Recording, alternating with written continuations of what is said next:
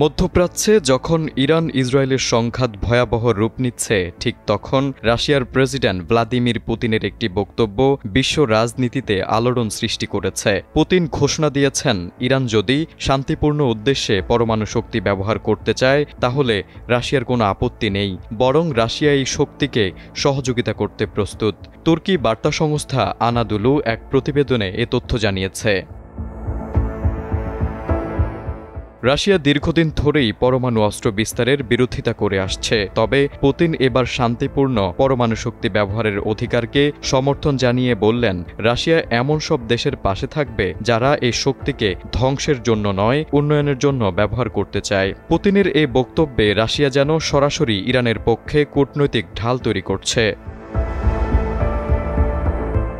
এদিকে ইসরায়েল ও ইরানের সাম্প্রতিক সংঘাতে পরিস্থিতি আরও উত্তপ্ত হয়ে উঠেছে। ইসরায়েলের হামলার জবাবে ইরানও পাল্টা ক্ষেপণাস্ত্র নিক্ষেপ করছে, যার ফলে দুই পক্ষেই শতাধিক মানুষ হতাহত হচ্ছেন। এই প্রেক্ষাপটে পুতিনের বক্তব্য শুধু বার্তা নয়, বরং ইরানের জন্য তা কার্যকর সমর্থন।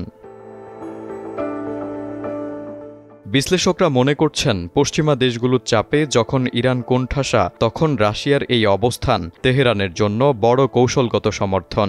এতে ইরান কেবল কূটনৈতিকভাবে শক্তিশালী হচ্ছে না, বরং নতুন রাজনৈতিক জোটের ইঙ্গিতও মিলছে। বিশেষ করে চীন, রাশিয়া, ইরান ত্রয়ী সম্পর্ক এখন নতুন মাত্রা পাচ্ছে।